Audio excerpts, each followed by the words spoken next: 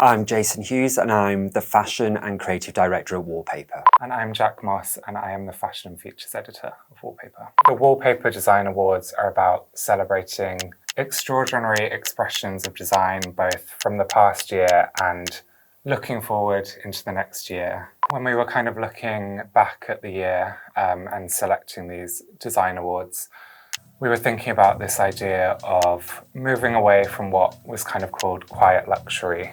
In general, there was this kind of growing mood of eclecticism, the rejection of pedestrian towards something more bold and experimental, especially in the Spring/Summer 25 collections, which are what feature as our design awards for this year. I mean, for me, I feel like we're moving into a new era of statement fashion. Yeah. We're craving more from our clothes. I think there is an anarchic element to all of this, a reaction to this beige age of dressing that we've been living in for the last couple of years. One of the shows that we were kind of looking towards that kind of encapsulated the mood was Prada, where Miuccia Prada and Raf Simons, who are co-creative directors, they were talking about this, again, this new mood of eclecticism, a movement away from the derivative and expected. Raf Simons talked about making the individual a superhero. Each of the, I think, 49 looks were entirely different rather than the usual kind of thematic show. Actually, Craig Green, the Spring/Summer 25 show kind of started at the very beginning of the season. Obviously, he's known for taking archetypal menswear garments and kind of putting like a really interesting spin on them. Often there's kind of sculptural elements to his designs. There's incredible fabrics that might evoke like candy wrappers or the sails of a boat. And I think that there was something interesting about him choosing to present in his studio, which is the space where all of these kind of experiments happen. And I think, you know, with Craig, he's very much focused on moving fashion forward.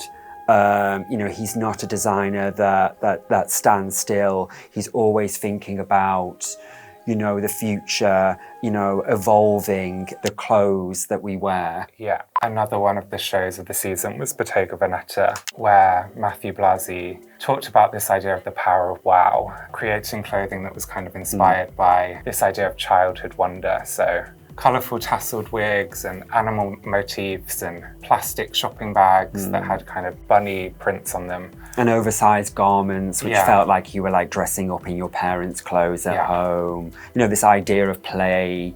And I think with Bottega as well, it's all about construction, even though these pieces are kind of fun and playful, was actually kind of constructed in a really impressive way. And again, returning to that idea of design and experimentation. With Marni, I think we were really excited by the show when we saw it in Milan, the Spring/Summer 25 show. The clothing itself was kind of this extraordinary take on silhouettes of mid-century couture, also sailor suits, and kind of these nostalgic silhouettes, but reinvented in these almost paper-like fabrics, almost like, I think again, it links back to this idea of childhood dress up, but twisting that like a kind of twisted fashion illustration come to life. There was definitely a sort of illustrative, cartoon-like feel to the garments and some of their construction. A feather boa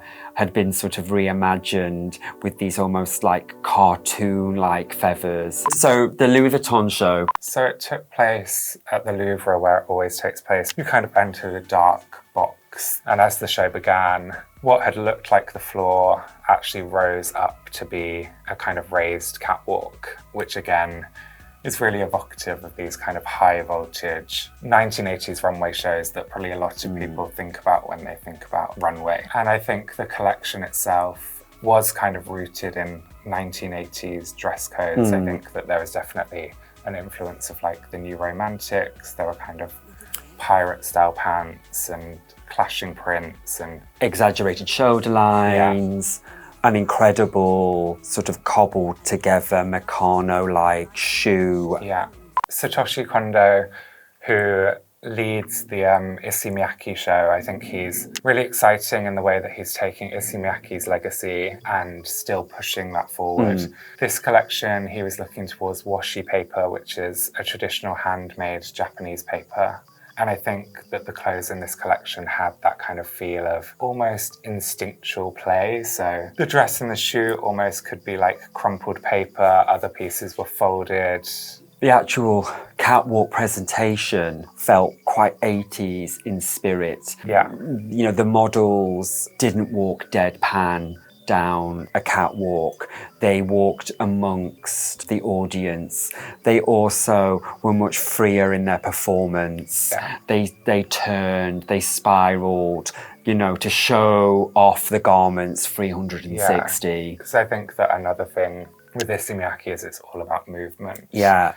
Victoria Beckham, I think what's interesting about her is that she's kind of constantly shaking off maybe the perceptions that people have of her. And I think especially in the last, say, 3 seasons, yes, I would say there's definitely this kind of really experimental vein in her collections where she's really pushing herself and her design team forward with ideas of construction. This spring summer 25 show had these kind of pieces that look almost set in water. They were kind of creased bodices. I think with Victoria Beckham, expect the unexpected. Yeah. She consistently, I think, challenges her audience.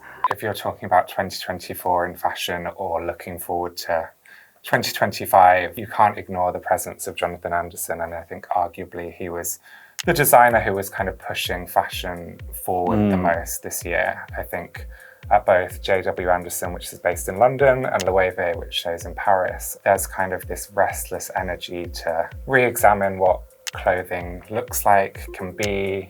He's been the designer that's been at the forefront of, I suppose, the craft revival. And he has, you know, the utmost respect for craft. And he does reference it, I suppose, in its in a very traditional sense. But he's also not afraid to take something traditional and modernize it. I think there's been a lot of references in his collections to haute couture and the techniques behind that. And I think that that's something that's really enlivened his collections this year. There's been incredible beading, these shells which are inspired by the inside of a jewelry box. Yeah. All these kind of really extraordinary expressions of craft. And I think that there's oftentimes a simplicity to his garments that belie the kind of incredible amount of work that it takes to get to the final piece. This season, Peter Moulier Atelier shifted from Paris to New York. At the Guggenheim Museum on this famous spiraling staircase, and this idea of the spiral ran through the construction of the collection. Incredible dresses which spiraled around the body. Some even appeared broken, as if an element had been removed.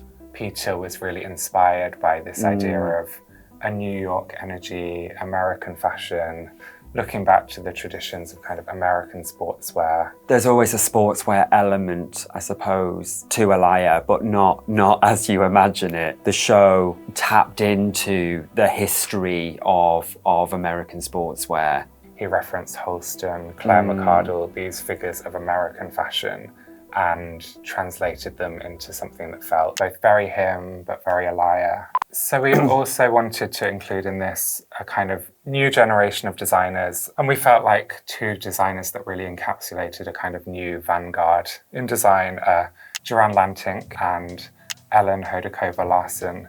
Duran is known for these really incredible plays, again on archetypal garments, but they have these incredible kind of bulbous protrusions to them that almost appear like an inflatable has been placed under the surface of, say, just a striped t-shirt or a vest, despite maybe referencing past designers like Rei Kawakubo. The Lumps and Bumps collection, they somehow feel entirely new. And quite similar, Hodakova, there is a hint or a nod to Martin Margiela. And what Margiela was producing in the 80s and the 90s, this idea of upcycling found items and repurposing them them taking on another life and another form through their construction. But I think she kind of really rejects the, I guess sometimes earnest connotations of upcycling and recycling to create something that's weird and sensual and seductive, I guess. And feels very high design, very high fashion. To find out the full list of winners from the Wallpaper Design Awards, pick up an issue on newsstands now or visit wallpaper.com.